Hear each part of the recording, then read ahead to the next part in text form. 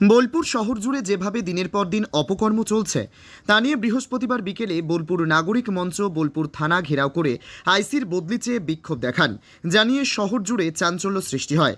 আর এরপরেই এদিন সন্ধ্যায় বোলপুরের জেলা তৃণমূল কংগ্রেসের দলীয় কার্যালয়ে অনুব্রত মণ্ডল সংবাদ মাধ্যমের মুখোমুখি হয়ে জানান, বোলপুর থানার আইসি লিটন হালদার তোলাবাজ, দুর্নীতিগ্রস্ত, যাকে তাকে ফোন করে হাজার হাজার টাকা চাইছে। আইসির এই কর্মকাণ্ডের জেরে বিভিন্নভাবে বোলপুরবাসী হেনস্থা হচ্ছেন।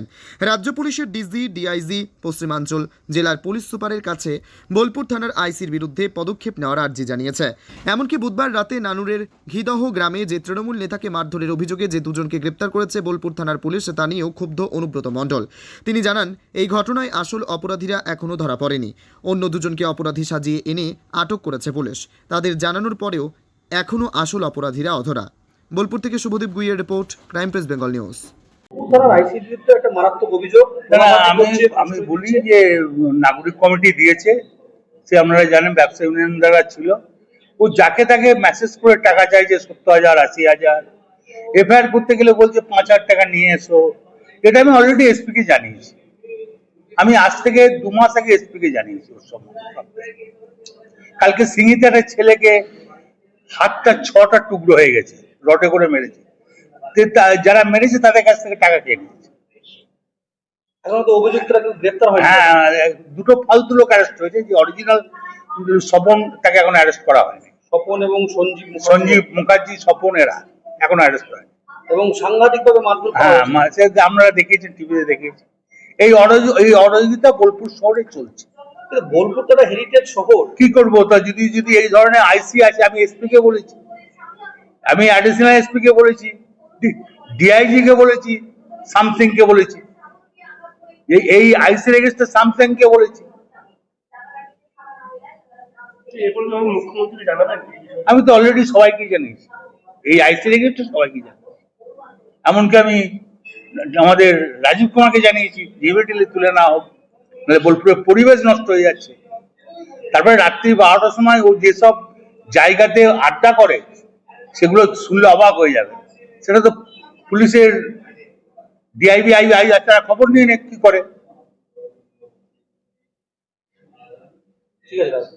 কোনো ডেপুটেশন দিতে পারি না, কারণ আমাদের মুখ্যমন্ত্রী পুলিশ মন্ত্রী, এটা আমাদের পক্ষে হয় না। সাধারণ মানুষকে দিলে আমরা মানা করি। বোলপুরের বাসিন্দারাই এটা করেছে। ট্রাফিক নিয়েও খুব সমস্যা, সব ব্যাপারে মানে 2-3বার করে কেস দেওয়া হচ্ছে। হ্যাঁ, পয়সার জন্য দিয়ে তারপর মেসেজ করে। এবং মেসেজ গুলো তোমাদের দেখেছেন কিনা আমরা জানি না। 70,000 40,000 করে মেসেজ গুলো আছে। আমরা আমাকে দেখাতে এসেছিলাম, আমি দেখেছি। আইসি নিজেই মেসেজ করছে। বোলপুরের পরিবেশ তো এরকম ছিল না। এটা এই আইসিএসএ নষ্ট করে দিল। তারপরে সব থেকে নেশাখোর বেড়ে যাচ্ছে,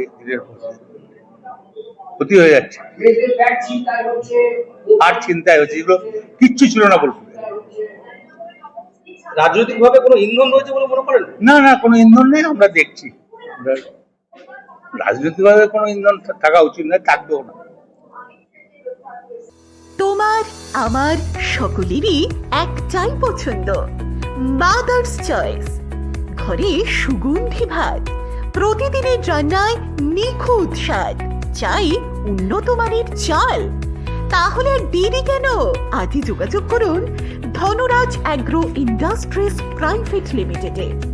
আমরা আনি আপনার টেবিলে খাঁটি ও মানসম্মত চাল মাদার্স চয়েস নামে।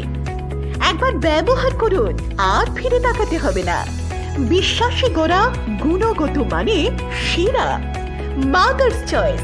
মা যেমন চান, চাল তেমনই। যোগাযোগের জন্য এখনই কল করুন 8509752023 এই নম্বরে। মাদার্স চয়েস শুধুই সেরা নয়, সবার প্রথম পছন্দ।